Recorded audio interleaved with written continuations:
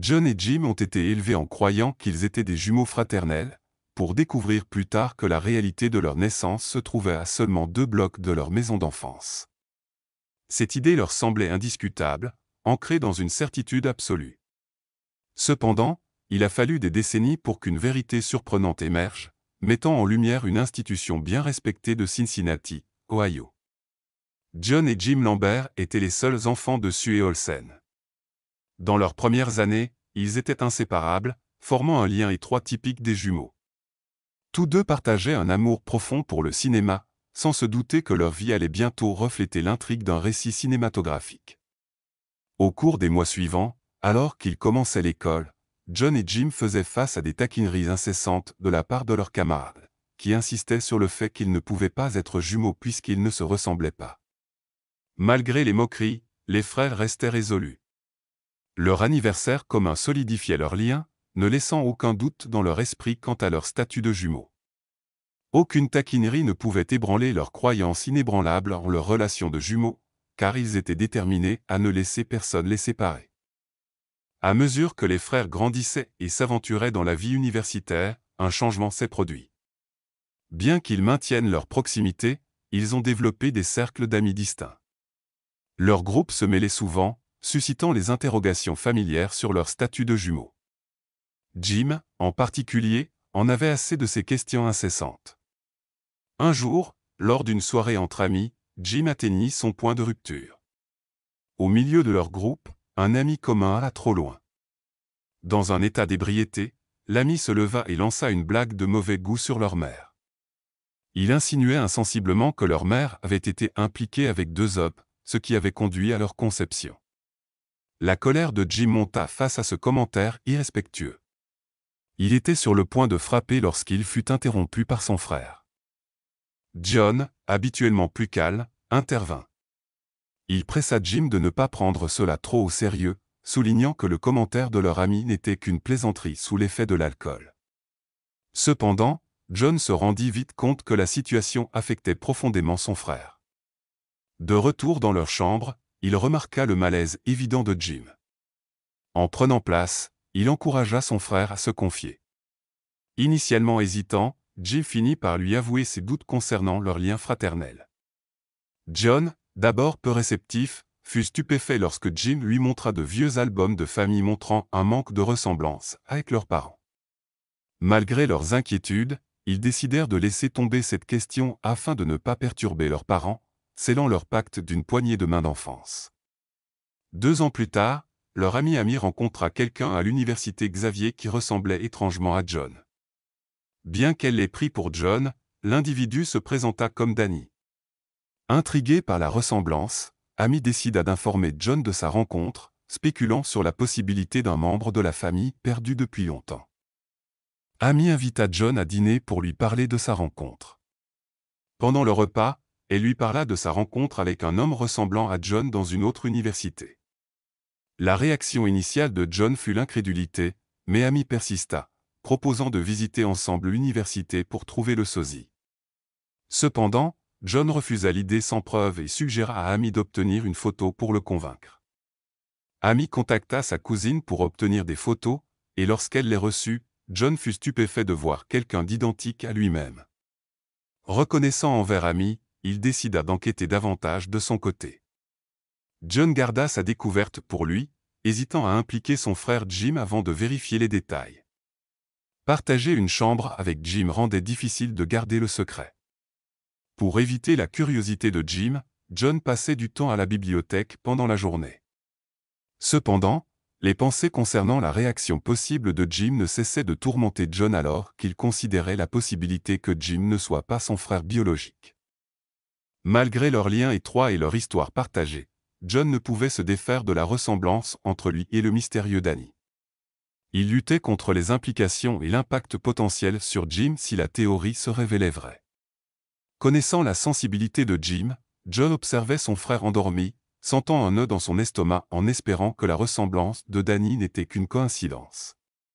Frustré et confus, il chercha du soutien auprès d'Amy, exprimant son tourment intérieur face à la situation avec Danny.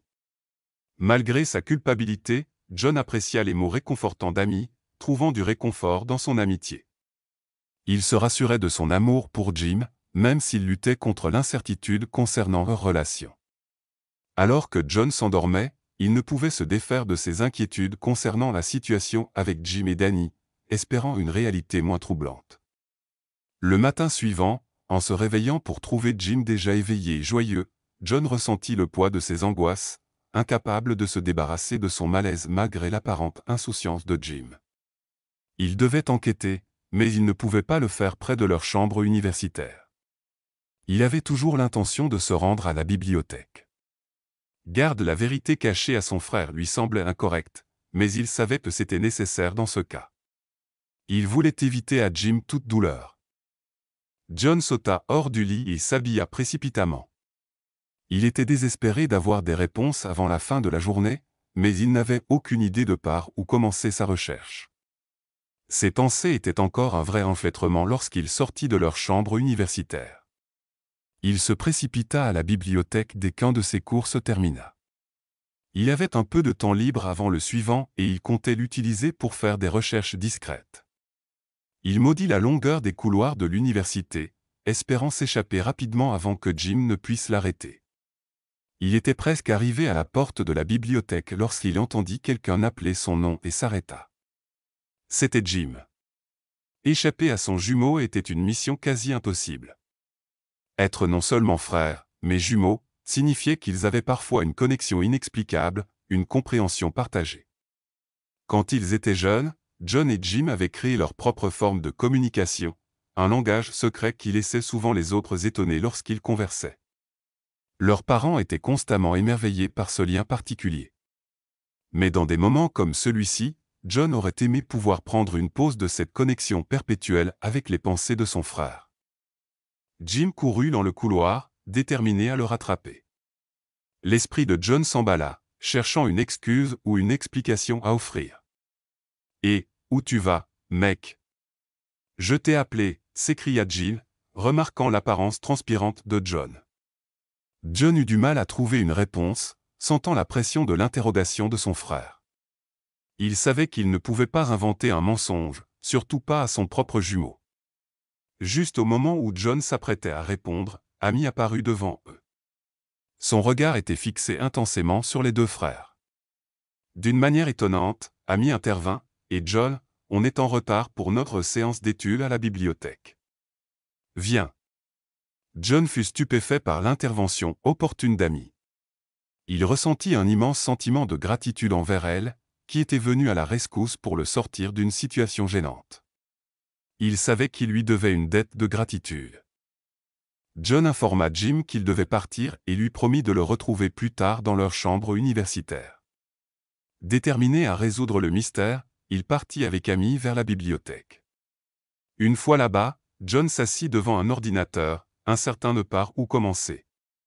Il entra leur prénom, nom, date de naissance et le nom de l'hôpital dans la barre de recherche. Les informations qui apparurent le surprirent complètement. Ce n'était pas ce à quoi il s'attendait. John parcourut tous les journaux et archives de l'année de leur naissance. C'était un processus long et pénible, mais il était déterminé à en avoir le cœur net. En scrollant, John tomba enfin sur le journal du mois et de l'année correcte de leur naissance. Il se précipita vers la section des naissances, et là, son sang se glaça. C'était juste là, leur nom et date de naissance, avec une photo de leurs parents à l'hôpital. La preuve était là. Rien d'anormal. Tout était imprimé en noir et blanc, comme il s'y attendait. Il montra la preuve à Amy, et elle aussi vit l'évidence devant eux, mais elle n'était toujours pas convaincue. Amy savait qu'il devait y avoir une autre explication. John avait vu les photos du gars, et maintenant les registres de naissance racontaient une histoire complètement différente. Peut-être n'était-ce qu'un sosie. Cela arrive tout le temps, pensa-t-elle. Il était temps d'enterrer le mystère pour que tout le monde puisse passer à autre chose ou du moins, c'est ce qu'elle pensait. John décida d'abandonner et de retourner à sa chambre universitaire. Il n'y avait pas de mystère. Leur vie était complètement normale, et il ne voulait pas embrouiller Jim avec rien du tout. Il appela Jim et lui demanda s'il voulait se détendre et regarder un film avec lui ce soir-là, mais Jim avait d'autres projets.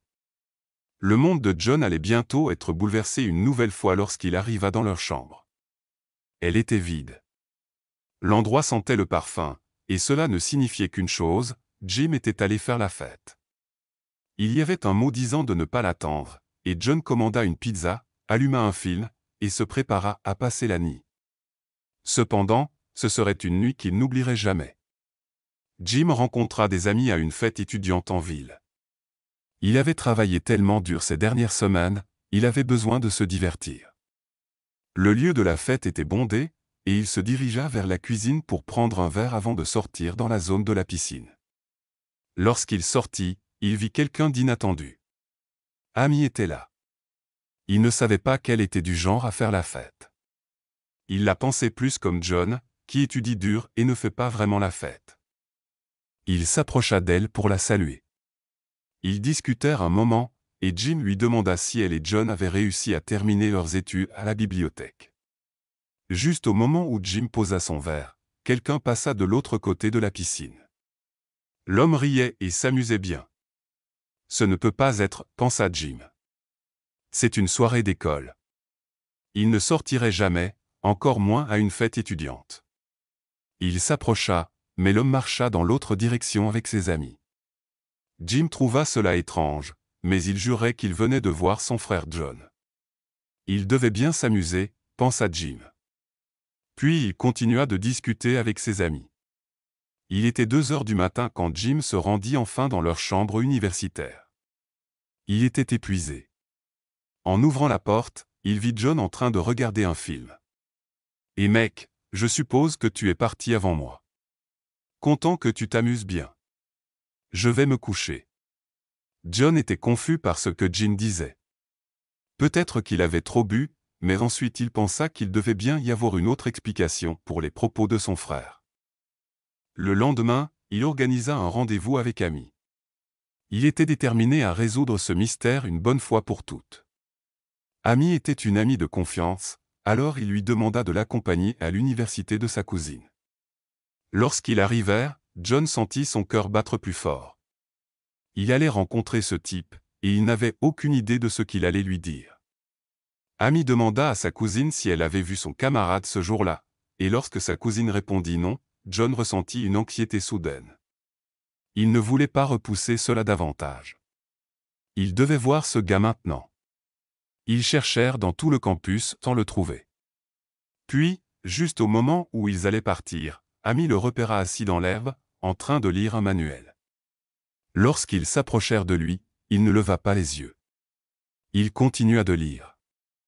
John pensa que c'était quelque chose qu'il ferait. Puis, soudainement, il leva les yeux et fixa John droit dans les yeux. C'était un moment étrange.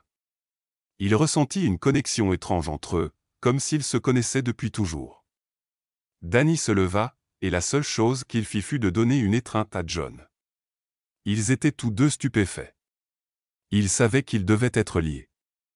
John savait que c'était son frère. Il n'y avait pas de doute. Il regardait son jumeau. Mais alors John se souvint de Jim. Il dit à Danny qu'il avait un jumeau et lui montra une photo. Danny n'en croyait pas ses yeux.